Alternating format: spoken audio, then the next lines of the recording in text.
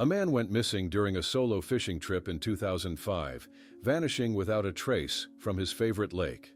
But 2 years later, a group of friends exploring the area stumble upon something that makes their blood run cold.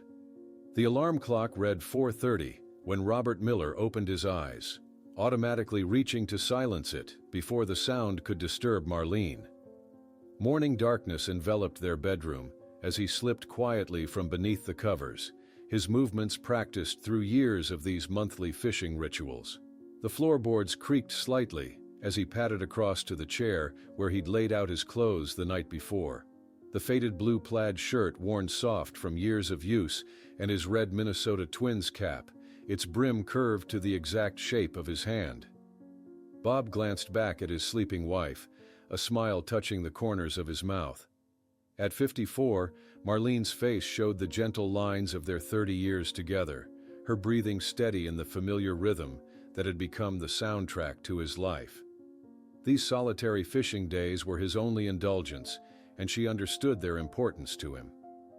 In the kitchen, illuminated only by the dim light above the stove, Bob wrote his customary note, back before 6 p.m. "Left my cell phone charging, no signal on the lake anyway, love you."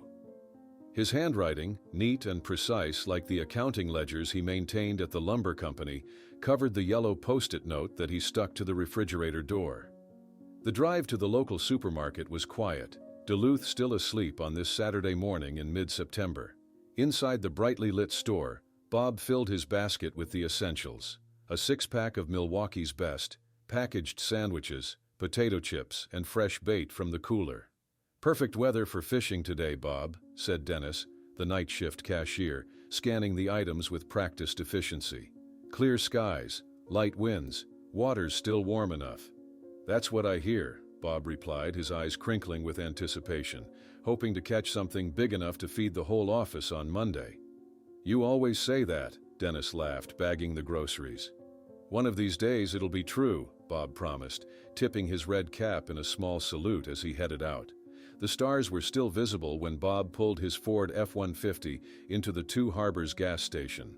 The security camera captured him at 6:12 a.m., adjusting his red Twins cap as he filled both his truck and a spare-gallon container for the boat. His breath fogged slightly in the cool morning air, evidence of the early autumn temperatures that made the fishing so good this time of year. 20 minutes later, Bob backed his trailer down the boat ramp, the small aluminum craft known affectionately as Second Wind, gleaming dully in the first hints of dawn light. He worked methodically, transferring his cooler and fishing gear, checking the motor, and securing everything with the precision that characterized his approach to both work and play. As he pushed away from the dock, the 40-horsepower motor humming to life, a genuine peace settled over Bob's features. Out here, away from spreadsheets and deadlines, away from the constant hum of civilization, he found a stillness that renewed him. The vast expanse of Lake Superior opened before him, its surface painted with the pinks and oranges of the rising sun, promising a perfect day. Back at home, the hours passed predictably for Marlene. She attended her Saturday morning yoga class, stopped at the farmer's market, and began preparing a pot roast that would provide the perfect welcome-home dinner after Bob's day on the water. At 5:30 p.m., she set the table, glancing occasionally at the clock as she worked. Bob was invariably punctual, especially when it came to his promised return times from fishing. By 6:30, a small knot of worry had formed in Marlene's stomach. She checked her watch against the kitchen clock, confirming the time as she stirred the gravy one more time and turned the heat to low. At 7 o'clock, she tried Bob's cell phone, not really expecting an answer but needing to try anyway. As predicted, it went straight to voicemail. He probably lost track of time, she told herself, though Bob rarely did. Or maybe he's driving back right now. By 8 o'clock, Marlene's concern had deepened significantly.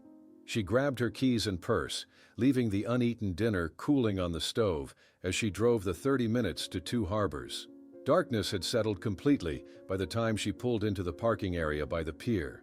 Her headlights swept across Bob's blue F-150, still waiting patiently where he had left it that morning. Marlene's heart raced as she walked the perimeter of the dock, asking returning fishermen if they'd seen a small aluminum boat with a man in a red Twins cap. None had noticed the second wind or its captain. She sat in her car at 11:14 p.m., hands trembling as she finally made the call she'd been avoiding. "Coast Guard Station Duluth," answered a crisp female voice. "My husband should have returned from fishing 5 hours ago," Marlene said, fighting to keep her voice steady. "His truck is still at the pier, but there's no sign of his boat. He never stays out this late. Something's wrong." The Coast Guard launched a search vessel immediately despite the darkness, powerful spotlights cutting through the night as they began scanning the vast waters. Lake County Sheriff's Department officially recorded Robert Miller as missing, promising to send deputies to assist at first light. Detective Michael Hansen met Marlene at the Two Harbors Pier at 7 the next morning. At 52, his gray hair and tired eyes spoke of decades witnessing both the best and worst of humanity. The sun was just breaking over the horizon as search helicopters began their methodical grid patterns above the water. "Mrs. Miller," Hansen said gently, gazing out at the expansive lake, "Superior covers more than 31,000 square miles. We need to narrow down our search. Did your husband mention specific areas where he planned to fish?" Throughout the day, the search intensified. 3 Coast Guard vessels, aerial support, and dozens of local fishing boats volunteered to help find one of their own. The community of Duluth rallied around the missing man and his family, with Bob's co-workers from the lumber company joining the shoreline search teams. On the third day, a breakthrough came when a volunteer fisherman frantically waved down a Coast Guard vessel, pointing to something in the distance. The second wind was found drifting approximately 9 miles from shore, with the engine off, fishing equipment neatly arranged on the deck, a rod still mounted in its holder, and a half-empty can of Milwaukee's Best in the cup holder.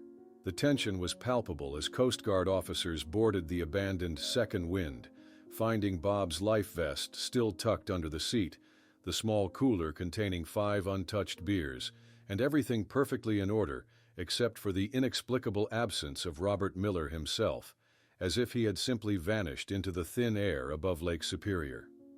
The forensic technicians moved across the second wind with methodical precision, documenting every square inch of the abandoned vessel.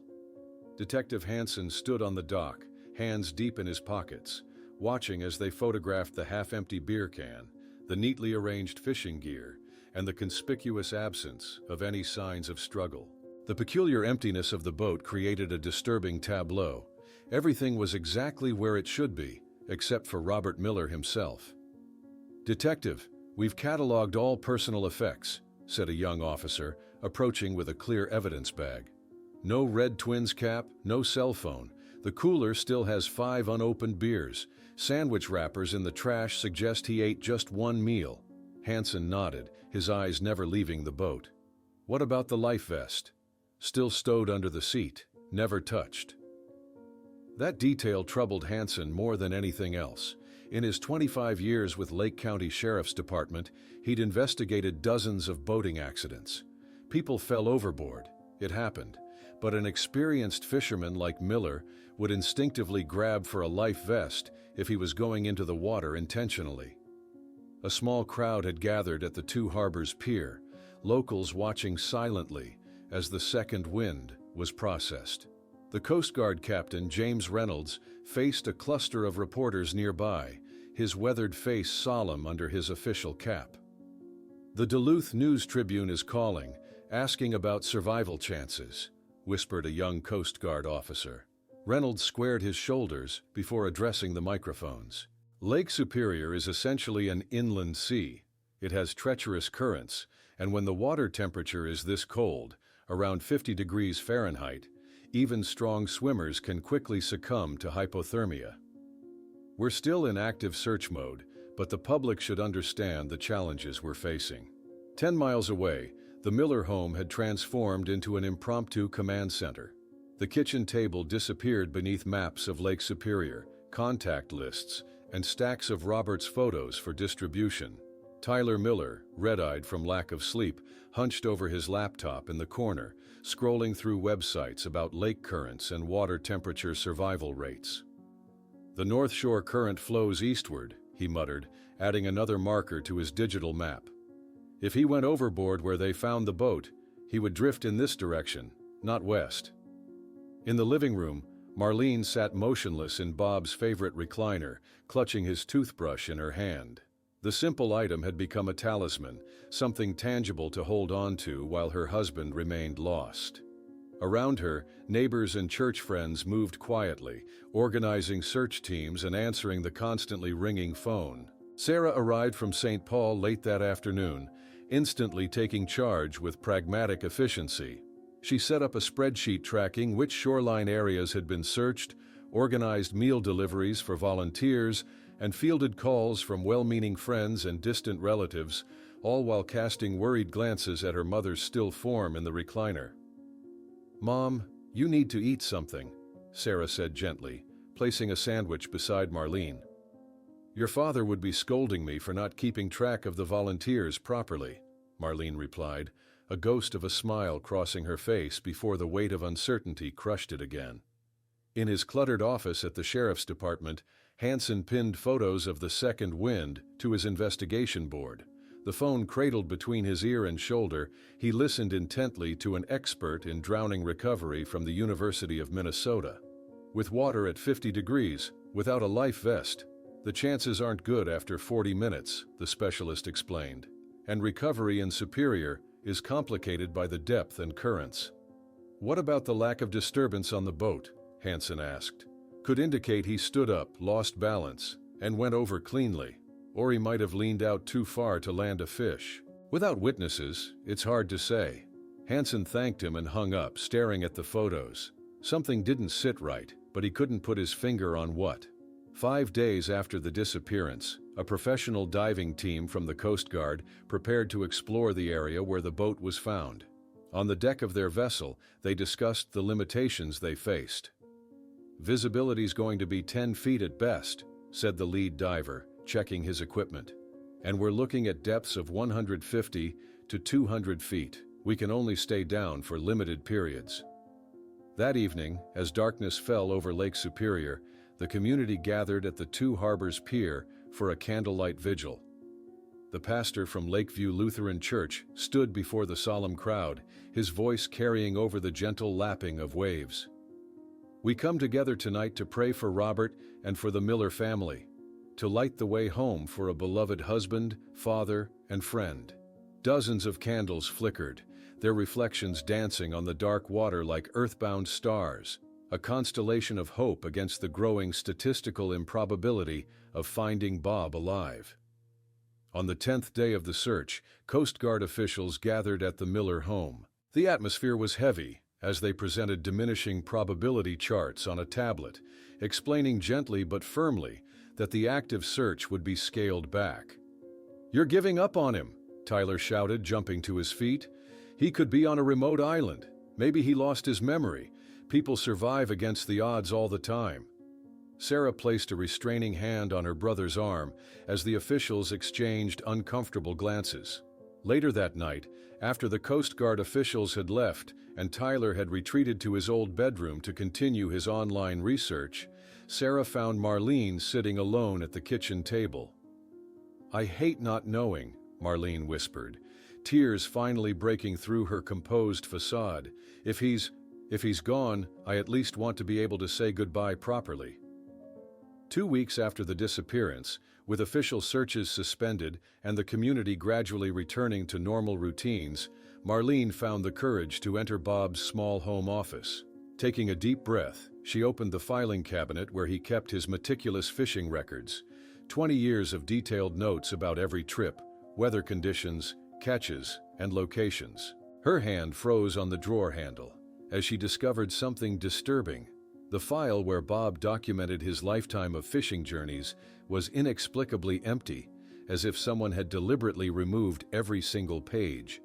Marlene's hand trembled as she stared at the empty folder. Bob's fishing records, meticulously maintained for over 2 decades, had vanished without explanation. She closed the drawer slowly, a chill running through her that had nothing to do with the autumn air seeping through the windows. 6 months had passed since the disappearance, and Minnesota's harsh winter had finally released its grip on Duluth. Spring brought renewal to everything except the hollow space in the Miller family. Standing in the doorway of the master bedroom, Marlene surveyed the cardboard boxes labeled Bob's Clothes, stacked neatly in the corner. Her therapist had suggested removing his things might help the healing process, but she couldn't bring herself to donate them. Not yet, perhaps not ever.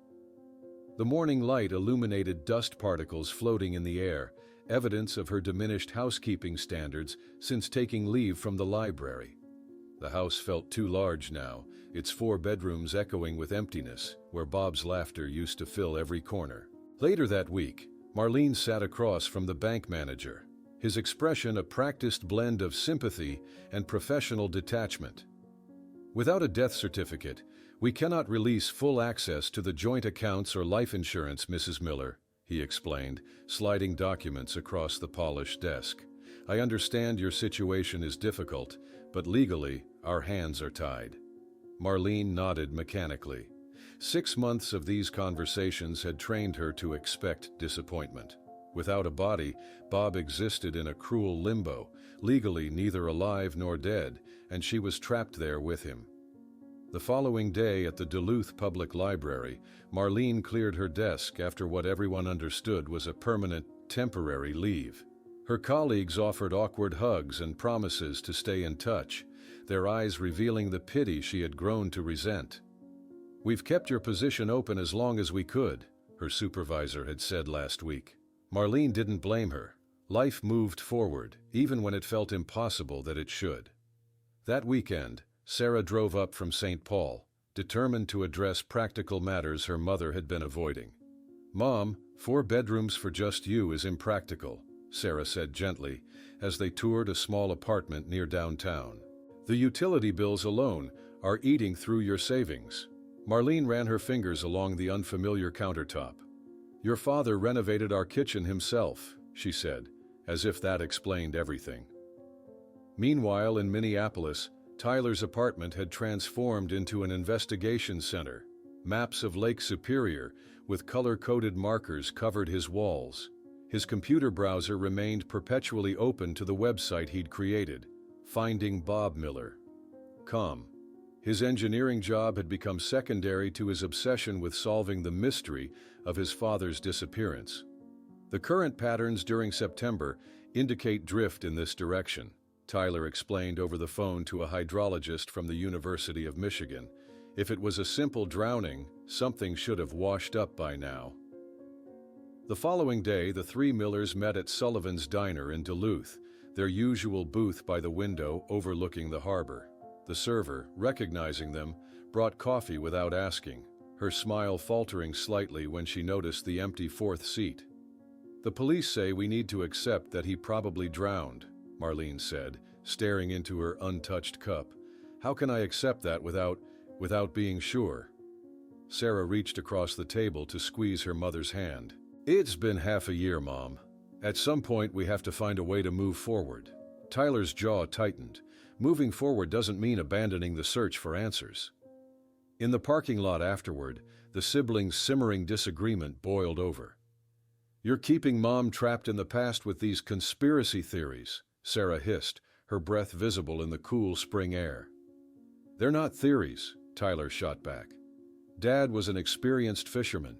His life vest was untouched, his logbook is missing, none of it makes sense." On a crisp April morning, Detective Hansen made one of his increasingly rare visits to Marlene's home. 6 months hadn't dimmed his interest in the case, though it had been officially classified as inactive. "In 30 years of service, the unresolved cases are the ones that haunt me," he admitted, accepting a coffee cup with a nod. "Especially when we don't have a body. You deserve answers, Mrs. Miller."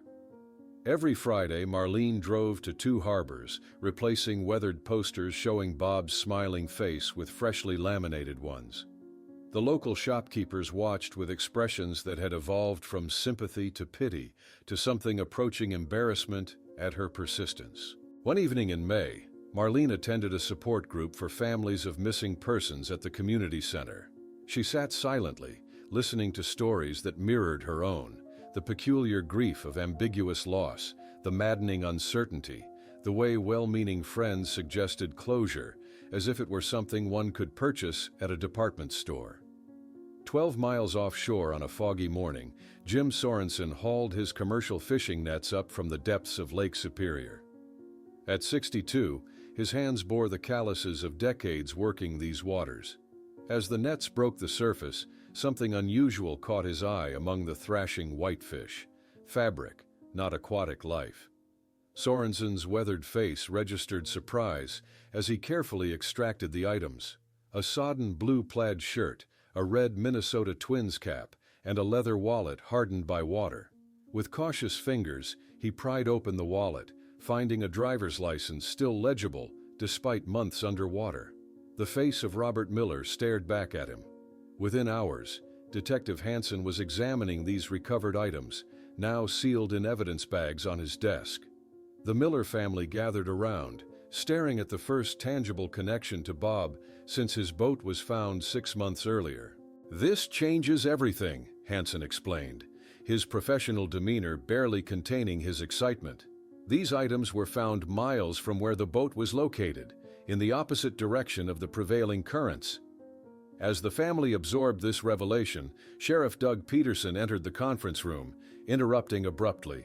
"Mike, we need to talk privately," he said, his tone making it clear he wasn't pleased with the resurrection of an old case. He left a folder on the table as he beckoned Hansen outside, unaware that it remained partially visible to Tyler, who could clearly see an FAA report mentioning unauthorized small aircraft activity in the Lake Superior area during the period of his father's disappearance. Tyler's eyes fixed on the FAA report as Sheriff Peterson led Detective Hansen away. Unauthorized aircraft activity? His mind raced with possibilities as he pretended not to have seen the document. This could be the missing piece they'd been searching for. The following morning, Detective Hansen found himself standing uncomfortably in Sheriff Peterson's office, arguing for resources that weren't forthcoming. "Understand my frustration, Mike," Peterson said, leaning back in his chair. "We have 3 new missing persons cases this summer, an unsolved homicide in Silver Bay, and you want to reallocate resources to a case from 2005? Hansen spread the photographs of the recovered clothing across Peterson's desk. "If he fell from the boat where we found it, his clothes shouldn't be 12 miles away, in the opposite direction of prevailing currents." He jabbed his finger at the map. "And why the hell would he be without clothes? It doesn't make sense." Peterson sighed heavily. "1 rookie deputy, that's all I can spare. You can work it in your free time." That evening, Tyler sat hunched over his laptop in the Millers' living room, frantically searching unauthorized aircraft activities Lake Superior 2005 after glimpsing the FAA report. His fingers moved rapidly across the keyboard, each search yielding fragments of information that seemed to connect in ways he couldn't yet articulate. Hansen arrived the next day with a disappointingly thin file. "This is all I could get," he explained to the family gathered in the living room. "I can work the case in my free time, with a novice to help with paperwork." Tyler exploded in frustration, pacing the room. "That's all? After 2 years, we finally have a concrete lead, and they simply don't care." Marlene, who had been silent throughout the exchange, surprised everyone with her calm response. "Maybe it's time to accept that we may never know exactly what happened. Perhaps we should consider a memorial service, even without—" "No," Tyler interrupted forcefully. "Not without answers. If the police won't properly investigate, I'll do it myself." 2 days later, Tyler sat in his Minneapolis bank, hand trembling slightly, as he signed a withdrawal form for $15,000 from his savings account. The teller raised her eyebrows at the large cash withdrawal, but processed it without comment. This money represented years of careful saving for a down payment on a house, a future now on hold until he uncovered the truth about his father's disappearance. The following morning, Tyler met Marcus Delaney at the Two Harbors Pier. At 48, the former Navy SEAL had transitioned to underwater recovery operations, typically working for insurance companies to locate sunken cargo. His weathered face remained impassive as Tyler explained the situation. "I'm realistic, Mr. Miller," Delaney warned, adjusting his baseball cap against the morning sun. "The chances of finding human remains after this much time are extremely low. The lake is nearly 400 meters deep in some areas." Tyler nodded solemnly. "I'm not necessarily looking for a body. I'm looking for answers." When Sarah discovered Tyler's financial decision that evening, she confronted him outside their mother's house, her voice rising with each word. "You're throwing away your savings. We need to accept what happened and move forward, not get stuck in this obsession." Tyler stood his ground, rain beginning to fall around them. "Would you be so quick to move forward if it was your child who disappeared? Would you just accept platitudes and probability statistics?" Over the next week, Delaney's specialized boat methodically navigated a grid pattern across the lake, Tyler watching the sonar screen intently as they worked.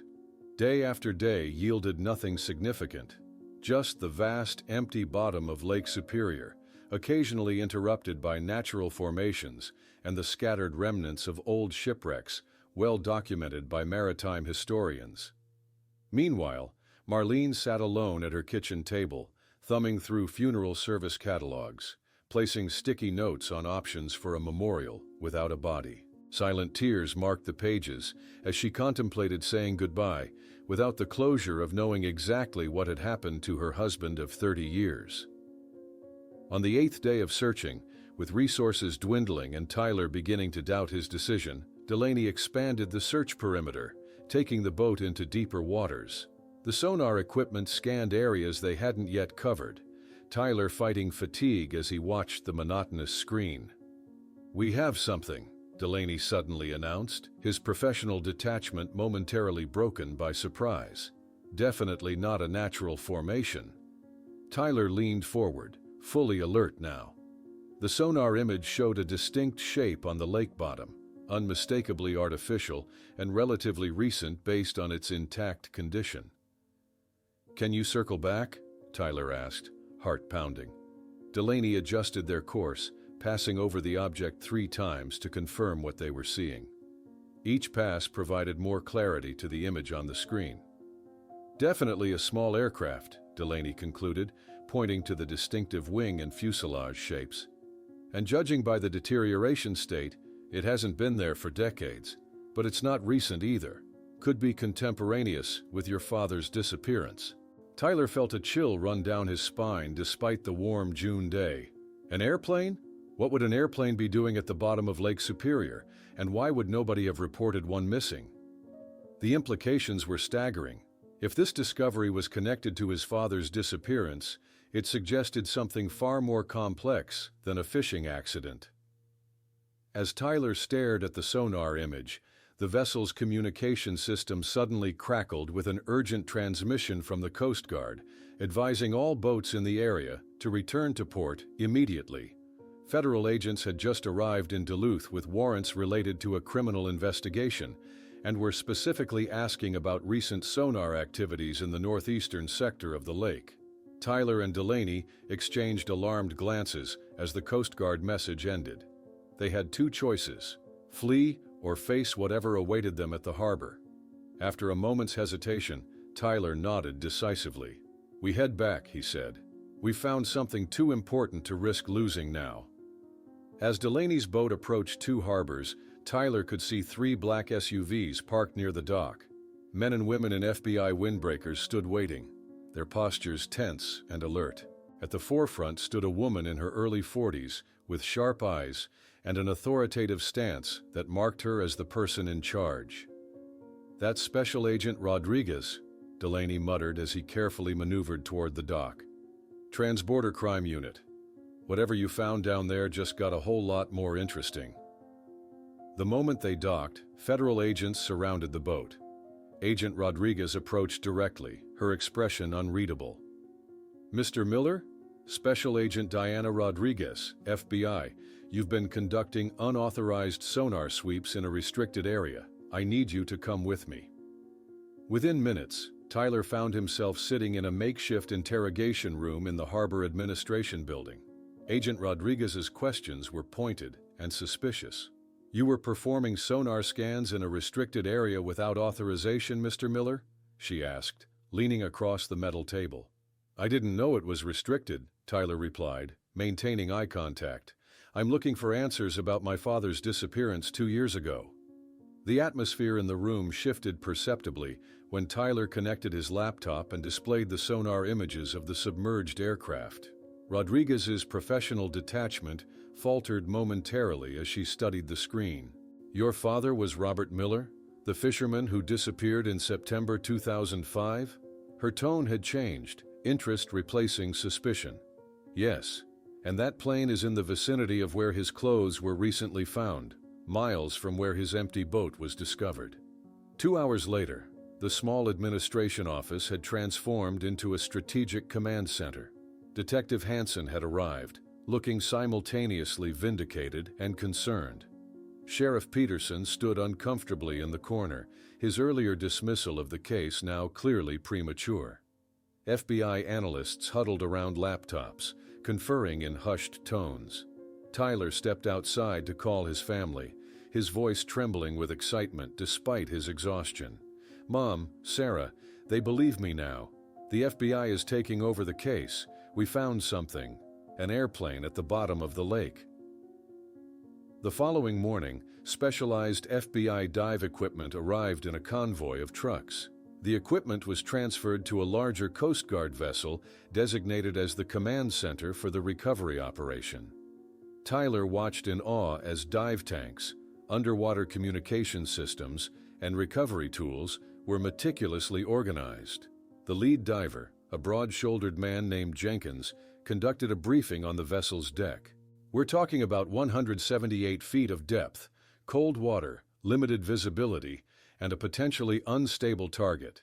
This is a technical dive requiring specialized training." As dawn broke the next day, the Miller family gathered at the pier. Marlene clutched a rosary between her fingers, her eyes fixed on the horizon where the recovery vessels had positioned themselves above the sunken aircraft.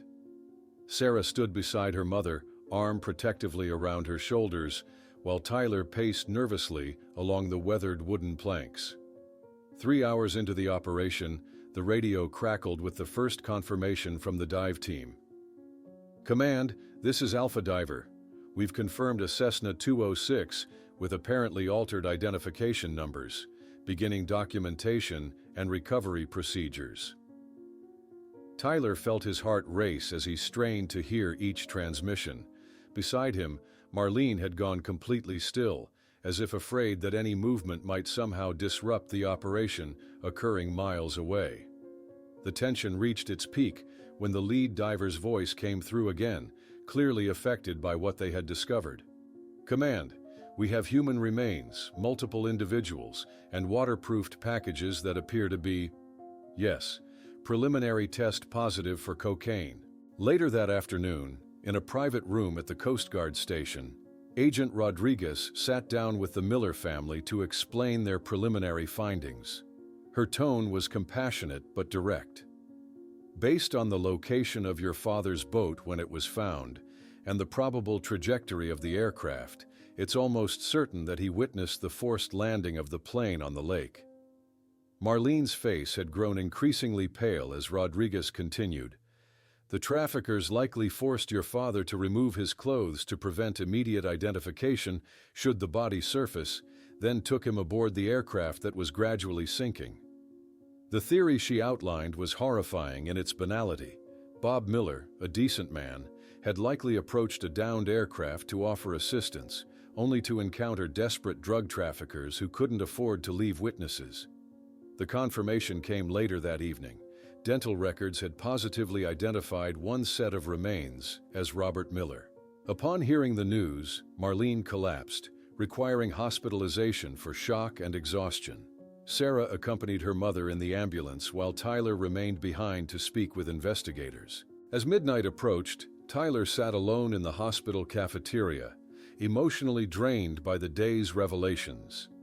Marcus Delaney found him there, sliding an envelope across the table. "I'm returning half your money," he said gruffly. "Doesn't seem right to keep the full amount when, well, it wasn't the outcome we were hoping for." Tyler nodded gratefully, too exhausted to argue. After Delaney left, he sat staring at his cooling coffee, trying to process that they had finally found his father, but in circumstances more horrific than anything they had imagined. That night, as Marlene slept sedated in her hospital room with Sarah dozing in a chair beside her, Tyler's phone vibrated with an incoming call from an unknown number. He answered hesitantly. "You shouldn't have dug into this, Miller," said a deep male voice before abruptly disconnecting. Alarmed, Tyler moved to the window and scanned the parking lot below. For a brief moment, he spotted a figure watching from beside a parked car, who quickly disappeared into the shadows when he realized he'd been noticed. Tyler's instinct was to pursue the mysterious figure, but rationality prevailed. He rushed back to his mother's hospital room, making sure the door was locked, before calling Agent Rodriguez to report the threatening call. "Stay where you are," she instructed firmly. "I'm sending agents to the hospital immediately." Within 20 minutes, 2 FBI agents arrived to secure the room. By morning, Rodriguez herself appeared, her expression grave as Tyler described both the call and the shadowy figure in the parking lot. "We have reason to believe the smuggling operation your father accidentally discovered is still active," she explained, arranging for additional protection. "Your safety is priority." While Tyler spoke with Rodriguez, a technical team discreetly installed temporary security cameras outside Marlene's hospital room and at strategic points throughout the corridor. An agent demonstrated the panic button app they'd installed on Tyler's phone, explaining their security protocols with practiced efficiency. Later that afternoon, Marlene was discharged from the hospital. Though physically frail, her resolve had hardened into something formidable. As they exited through the main entrance, a local reporter thrust a microphone toward her, asking if there was any truth to rumors that Robert Miller might have been involved with the drug traffickers. Marlene stopped abruptly, her eyes flashing with unexpected fire. "My husband was the most honest man who ever lived," she declared, voice steady despite her weakened state. "He approached that plane to help people in trouble. That's who he was." Back at the family home, Sarah and Tyler meticulously searched their father's office, looking for anything that might explain the missing fishing records. Every drawer, every folder, every box was examined, but nothing yielded clues to why those particular documents had vanished. "Someone must have taken them," Tyler insisted, closing the filing cabinet in frustration. "Maybe they contained something Dad saw without realizing its significance." The following morning, a comprehensive briefing took place at the FBI office in Minneapolis. Large display boards showed the smuggling network mapped out across the Great Lakes region, with Robert Miller's case marked as a disruptive event on the timeline. Agent Rodriguez addressed the expanded team of investigators, her laser pointer highlighting routes across Lake Superior. "We believe Miller witnessed an unplanned emergency landing. If this were a normal operation, they would have found an isolated location, not risked a water landing." A forensic specialist stepped forward, directing attention to photographs of the aircraft wreckage. Analysis of the plane remains indicates severe mechanical problems, possibly engine failure. "This wasn't a choice, it was an emergency," he emphasized, pointing to catastrophic damage patterns visible even after 2 years underwater. When Tyler returned to work in Minneapolis the following week, he found colleagues' reactions divided. Some offered genuine support, bringing coffee and asking how they could help. Others maintained an uncomfortable distance, as if tragedy, or perhaps its connection to crime, might somehow be contagious. His supervisor approved another month of leave, understanding that Tyler's mind remained far from engineering problems. At home in Duluth, Marlene methodically organized photographs of Bob for the upcoming memorial service. She placed each image carefully on the dining room table, creating a chronological display of their life together. "I want everyone to see the man he really was," she told Sarah, who helped arrange the pictures, "not what they're insinuating." The Duluth News-Tribune published a special series about the case. The headline splashed across the front page: "Local citizen collateral victim of international drug trafficking operation." The story detailed how an ordinary man's fishing trip had intersected with a criminal enterprise, transforming a personal tragedy into a cautionary tale about the reach of narcotics networks into even the most seemingly peaceful communities. As media interest intensified, Marlene found unexpected comfort in her support group for families of missing persons. During a particularly emotional meeting, she shared her changed perspective. "The truth hurts," she admitted to the circle of understanding faces. "But the uncertainty was worse. At least now I know why he never came home." 2 weeks after the discovery, representatives from the FBI and the medical examiner's office met with the family to discuss releasing Robert's remains. The process, they explained, was complicated by the circumstances, but they were expediting everything possible to allow the family proper closure. Detective Hansen, now working as liaison between the FBI and local police, spent hours reviewing security camera footage from businesses near the hospital, trying to identify the mysterious figure who had watched Tyler. The grainy images revealed little. A medium-build man in a baseball cap, face deliberately turned away from cameras, moving with the confident awareness of someone trained to avoid surveillance. At Lakeside Funeral Home, preparations for the memorial service proceeded with sensitivity. The director, who had known the Millers for years through their church, assured the family that everything would be handled with appropriate dignity. "We'll honor Mr. Miller properly," he promised, regardless of the circumstances of his passing.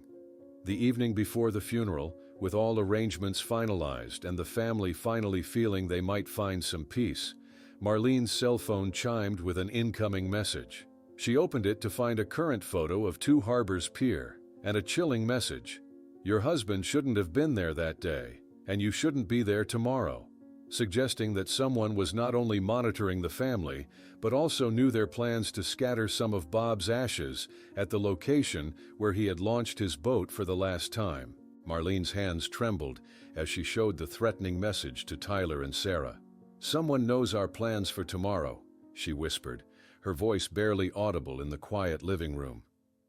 Tyler immediately called Agent Rodriguez, who arrived at the Miller home within 30 minutes. After examining the message, she made a decisive call. "We're not canceling the service," she stated firmly, "but we're enhancing security. Whoever sent this wants to intimidate you, not attack a funeral with federal agents present." Throughout the night, FBI agents established discreet perimeters around the Miller home and the cemetery. By dawn, plainclothes officers had positioned themselves among the mourners gathering at Pine Hill Cemetery, their earpieces and subtle nods to one another, the only indications of their purpose. "We have 360-degree visibility, all access points covered," Rodriguez confirmed through her concealed communicator as the Miller family arrived. The procession of vehicles from Minneapolis had been a solemn journey of remembrance. Along Interstate 35, state troopers stood at attention beside their vehicles at every overpass, silently saluting as the hearse passed beneath them. Local residents pulled their cars to the shoulder, headlights illuminated in the morning sun as a sign of respect. At Pine Hill Cemetery, hundreds of Duluth residents gathered despite the threat, their presence a testament to the community's defiance of intimidation and their respect for Robert Miller. Most striking was the honor guard of local fishermen, each holding a fishing rod vertically as the casket passed between their lines. Many wore red Minnesota Twins caps in tribute, creating a crimson path leading to the final resting place. Marlene walked steadily behind the casket, dressed in black but clutching Bob's faded red Twins cap in her hands. As she took her seat in the front row, she leaned toward her children and whispered with unexpected calm, "Now we know, now we can move forward." The Lutheran pastor from Lakeview Church stood before the gathered mourners, his voice carrying across the gentle spring breeze. Bob Miller wasn't just a number in a spreadsheet, but a man who brought joy and honesty to everything he did. His life reminds us that ordinary goodness matters more than we often realize. Laughter mingled with tears as friends stood to share stories about Bob. His former supervisor from the lumber company recounted how Bob had once reconciled a financial discrepancy by tracking a missing receipt through 17 departments. A fishing buddy described Bob's infamous, slightly exaggerated fishing tales that somehow always contained a kernel of truth. After the cemetery service, a smaller group gathered at Two Harbors Pier, protected by a tight security presence. Despite the threatening message, Marlene had insisted on completing this part of their goodbye. With trembling hands, she opened the small container and scattered a portion of Bob's ashes into the waters where he had found both peace and his ultimate fate. Meanwhile, at FBI headquarters in Minneapolis, technical analysts worked feverishly to trace the threatening message. This photo was taken less than 12 hours ago with a smartphone, a cybersecurity specialist confirmed, pointing to metadata details. Whoever this is, they're close and watching. In a nearby conference room, a team mapped potential local suspects on a digital board. Agent Rodriguez paced thoughtfully before the display. We need to look for someone with knowledge of the community, but also connections to Vega's network. Someone who can blend in, who knows local routines. Across the Canadian border that same day, a coordinated operation began. American and Canadian agents simultaneously executed search warrants on suspected properties, seizing documents, computers, and equipment linked to the smuggling network. The operation, planned for weeks but accelerated after the discovery of the aircraft, caught several mid-level operatives by surprise. Back in Minneapolis that evening, Tyler sat in his apartment staring at his engineering company ID badge. After a long moment of contemplation, he drafted an email requesting extended leave from his position. After everything that's happened, I can't simply return to designing refrigeration systems as if nothing has changed, he wrote, hitting send before he could reconsider. The following day, Sarah helped Marlene sort through Bob's personal effects that had been held as evidence and recently returned. As they carefully arranged his wedding ring, wallet, and watch on the kitchen table, both women found themselves crying silently, the reality of his absence made tangible by these intimate possessions. I was wrong to doubt you, Sarah admitted to Tyler later that evening, her voice catching. I wanted there to be a simple explanation so badly, something we could just accept and move past. Detective Hansen and Agent Rodriguez spent hours reviewing surveillance footage, focusing on individuals who repeatedly appeared near the Miller home or at events related to the case. Most faces were identifiable community members, but several instances showed the same unidentifiable man at different locations, always with his features carefully obscured. At the same time, Canadian authorities placed Carlos Vega under surveillance at a luxury home on the outskirts of Thunder Bay.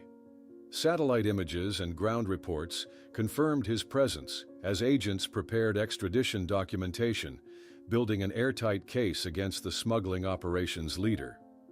The investigation seemed to be reaching its conclusion when Tyler received an anonymous email that evening. Opening the attachment, his blood ran cold as he watched footage apparently captured from a boat on the fateful day of his father's disappearance. The video showed Bob approaching the partially submerged aircraft, clearly intending to offer help, before being confronted by armed men.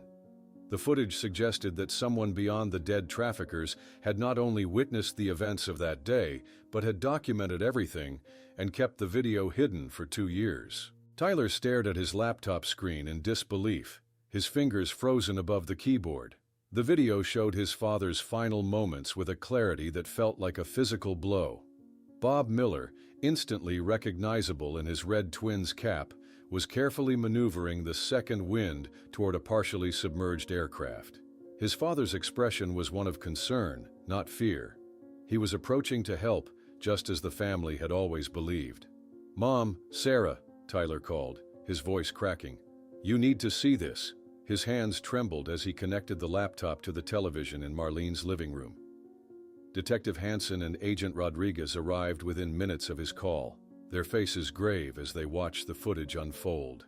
The video, though slightly shaky, clearly captured Bob gesturing toward the sinking plane, apparently calling out to offer assistance. Then came the moment that made Marlene gasp. Two men emerging from the aircraft, weapons drawn, forcing Bob to remove his cap and shirt. The footage ended abruptly as they began leading him toward the plane, leaving viewers to imagine the horror that followed.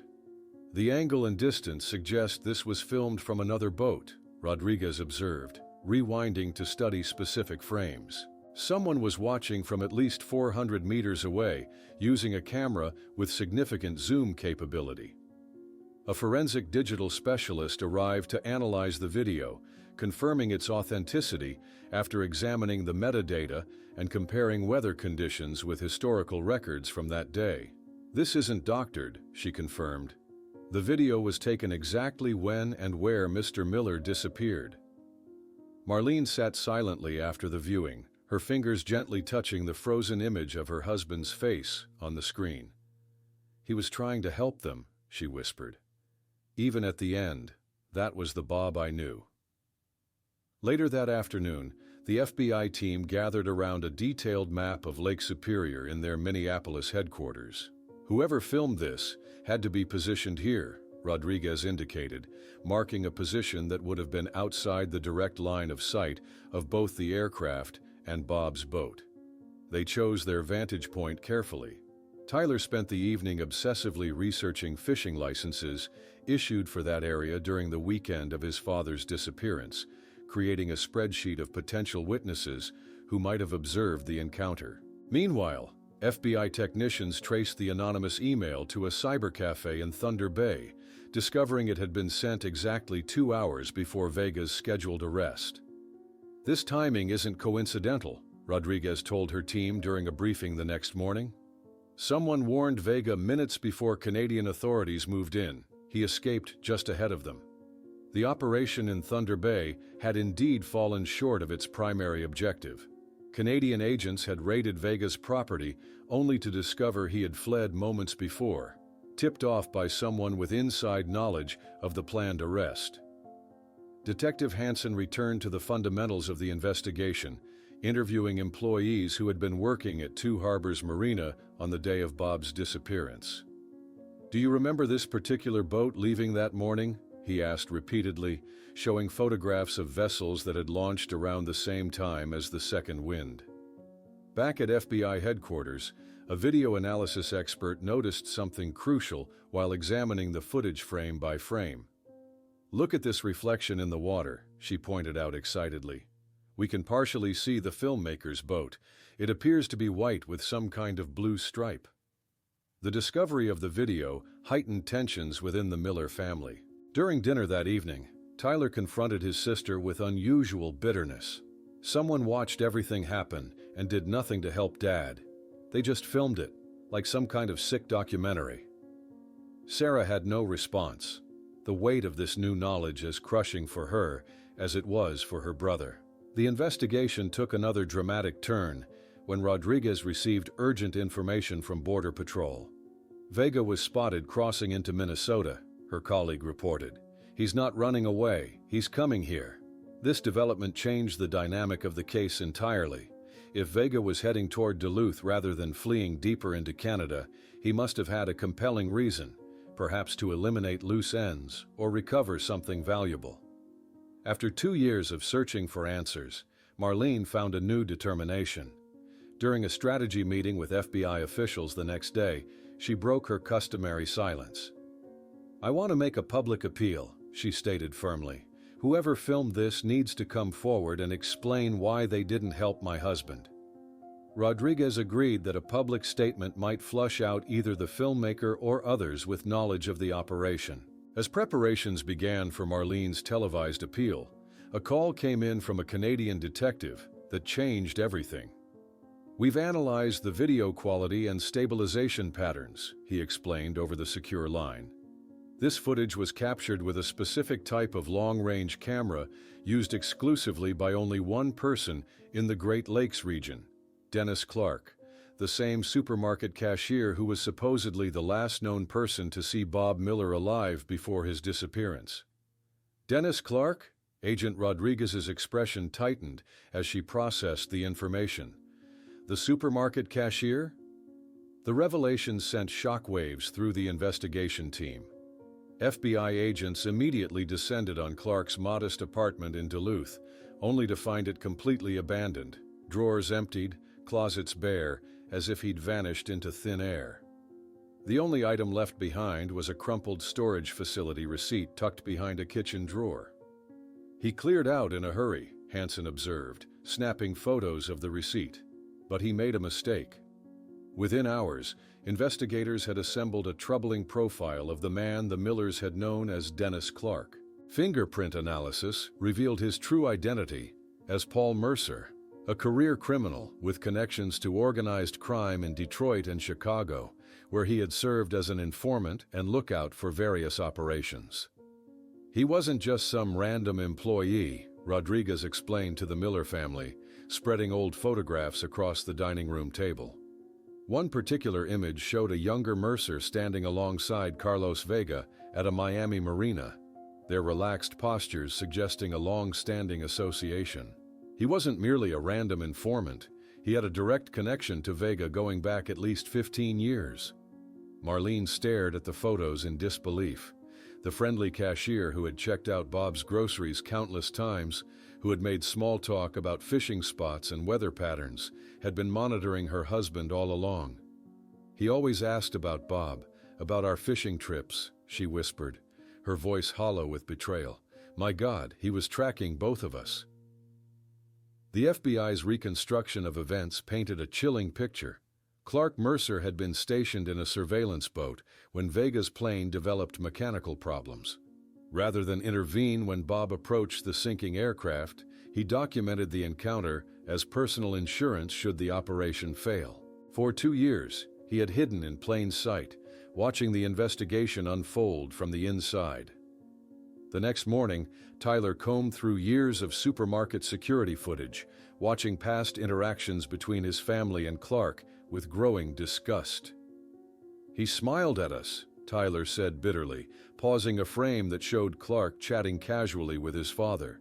He knew what happened to Dad the whole time.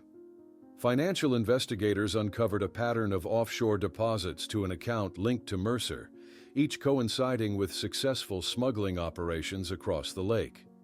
The amounts suggested he played a significant role in the network rather than serving as a mere lookout.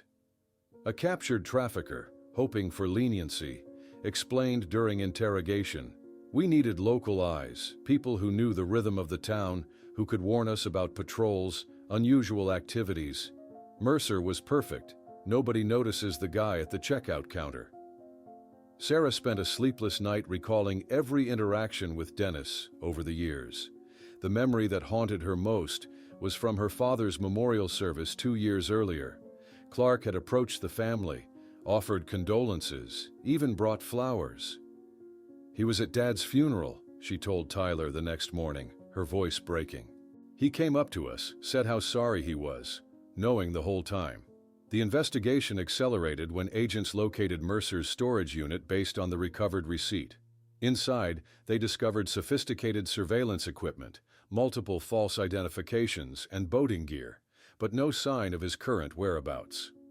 3 days after the video's discovery, intelligence analysts intercepted communications suggesting Vega planned to meet Mercer to recover some kind of insurance before permanently leaving the country. The meeting location, an abandoned warehouse near Duluth's Harbor District. "This is our opportunity," Rodriguez told her tactical team as they studied the warehouse blueprints. "We take them both in one operation." Tyler approached Rodriguez after the briefing, his expression determined. "I need to be there," he insisted. "I need to see their faces when they're captured." Rodriguez initially refused, but eventually agreed to allow Tyler to remain in a secure command vehicle well outside the operational perimeter. "You stay in the van with my deputy," she ordered. "Under no circumstances do you exit that vehicle." While preparations for the operation continued, Marlene sat alone in her living room, mentally retracing every trip to the supermarket, every casual exchange with Clark. She recalled how he'd subtly extracted information about Bob's fishing habits, favorite spots, usual departure times, the reliable pattern of his monthly excursions. He helped load our groceries, she remembered aloud to the empty room. We thanked him for his kindness. Detective Hansen arranged additional protection for Marlene as the operation approached. We don't know if there are other network members nearby, he explained, while officers established positions around her home. We can't take any risks. By evening, the FBI tactical team had finalized their assault plan. Agents would surround the warehouse at midnight, when satellite imagery and thermal scanning suggested the meeting would occur. Rodriguez personally briefed the strike team, emphasizing the importance of capturing both suspects alive to extract full confessions.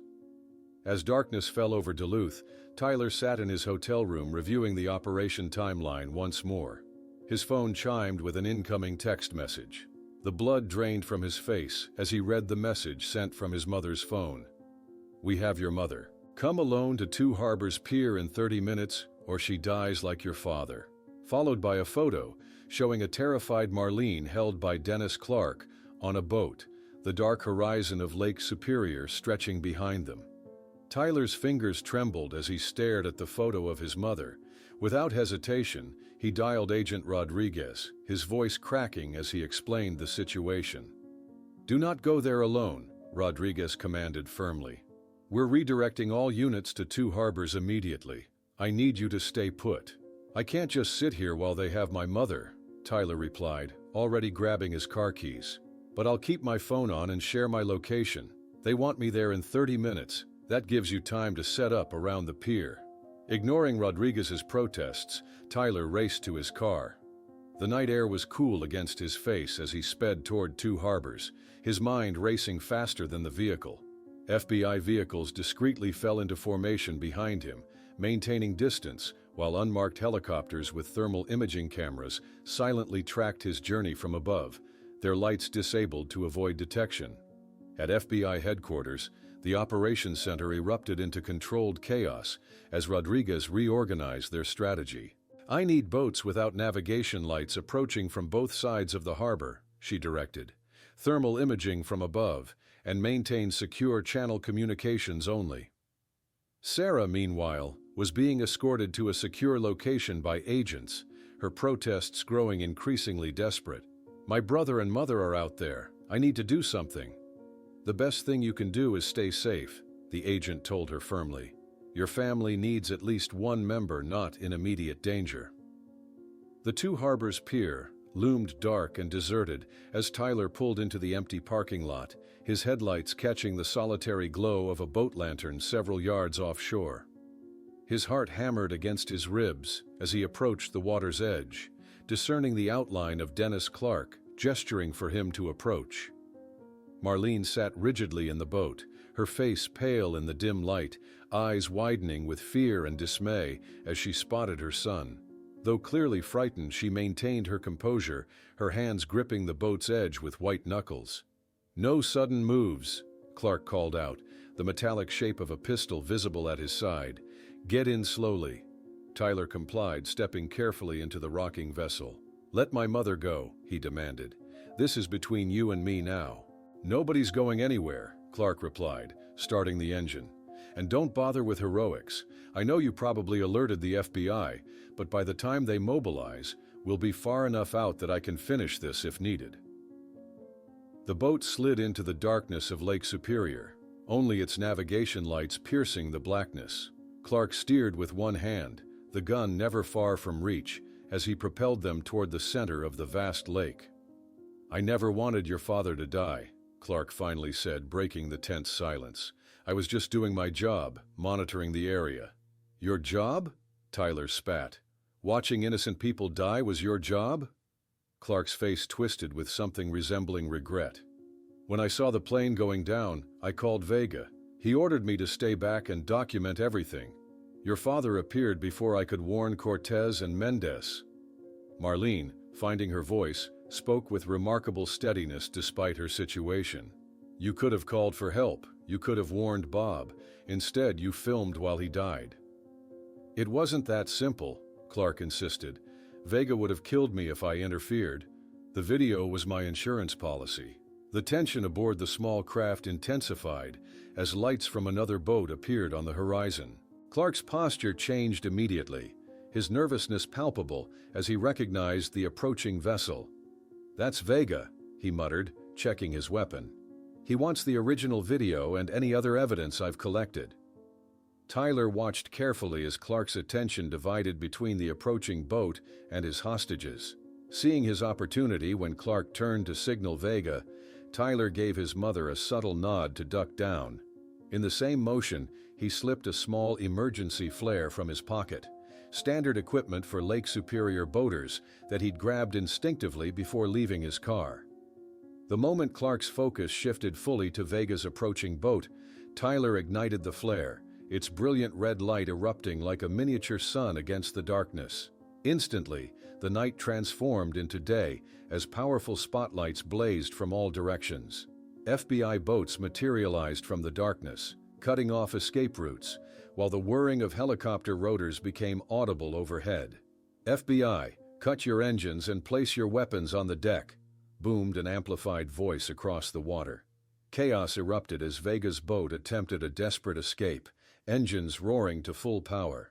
Gunfire erupted, the muzzle flashes briefly illuminating the night. Clark lunged for Marlene, attempting to use her as a shield, but Tyler tackled him with unexpected force, both men crashing against the boat's side. Federal agents swarmed both vessels within moments, securing the suspects with practiced efficiency. Tyler helped his mother to a Coast Guard rescue boat, where they clung to each other in a fierce embrace while watching the capture of the men responsible for Bob's death. The following week, in a sterile interrogation room, Carlos Vega finally revealed the complete truth as part of his plea agreement. "It was never supposed to happen like that," he admitted, avoiding eye contact with the federal prosecutor. "The pilot lost control because of fog, landed on the lake. They saw the fishermen approaching and thought it was a trap, an undercover operation." 6 months later, a small gathering stood beside a memorial plaque newly installed at Two Harbors Pier. The inscription read, "Robert Bob Miller, 1951-2005, fisherman, father, friend. His search for fish revealed deeper truths in the waters of this lake." Tyler, now working as Director of Assistance for Families of Missing Persons, stood with his arm around Sarah, who had developed a curriculum on resilience and trauma recovery for her high school students. Nearby, Marlene watched the sunrise over the lake from her new apartment, finally finding peace as she held Bob's old twins cap. While the Miller family finally found closure, far away in a small Canadian harbor, a fisherman discovered a gleaming object caught in his nets. Bob Miller's wristwatch, still functioning after all these years underwater, its face frozen at exactly 11:42, finally revealing the precise moment when an ordinary man's life fatally intersected with a criminal operation.